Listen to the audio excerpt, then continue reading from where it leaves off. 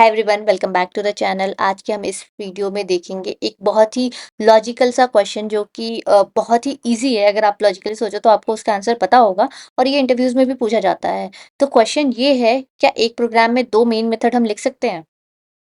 इसका मतलब क्या हम मेन मेथड को अपने ओवरलोड कर सकते हैं?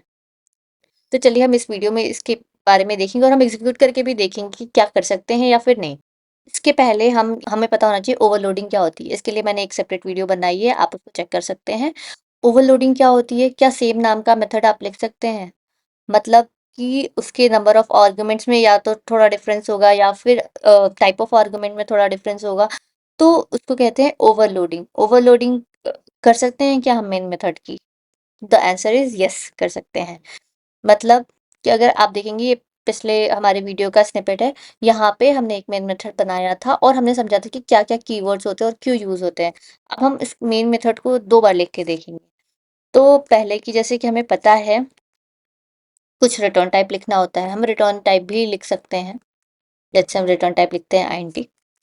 फिर उसके बाद हमें मेन मेथड को ओवरलोड करना है, तो ऑब्वियसली हम मेथड नेम सेम रखेंगे।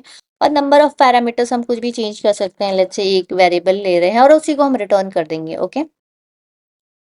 और फिर आप यहाँ पे कुछ भी एक्शन परफॉर्म करोगे, जो मर्जी आप लिख सकते हो। फिर उसके बाद हम एक कुछ प्रिंट भी करा देते हैं।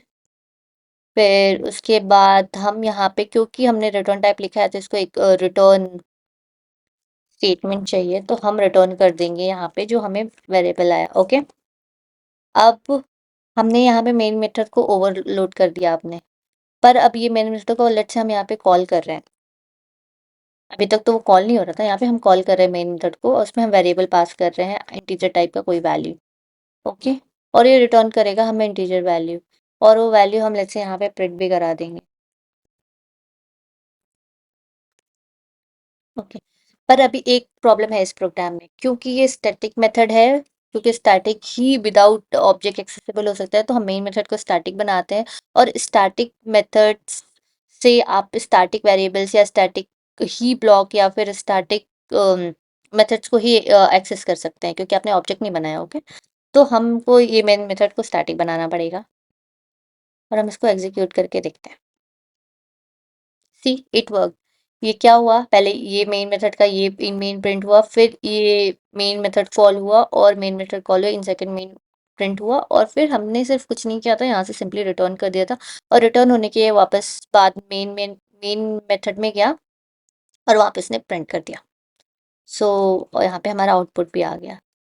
तो यहाँ पे हमने देखा हमने मेन मेथड को कैसे ओवरलोड किया। अभी कुछ और भी आप पैरामीटर्स चेंज कर सकते हो, आप रिटर्न टाइप चेंज कर सकते हो या फिर टाइप ऑफ पैरामीटर डबल बना सकते हो या फिर ए बी सी तीन वेरिएबल आप पास कर सकते हो। आप बहुत सारी चेंजेस करके मेन मेथड को ओवरलोड कर सकते हो।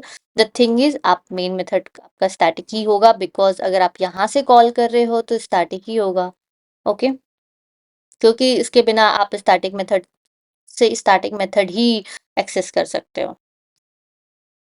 ओके। नहीं तो आप किसी अदर क्लास में लिख रहे हो तो आप उसको ऑब्जेक्ट बना के उसको एक्सेस कर सकते हो।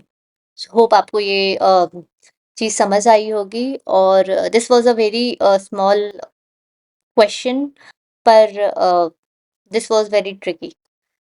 Hope you like the video. If you like, hit like, share and subscribe and follow for more. Thank you for watching.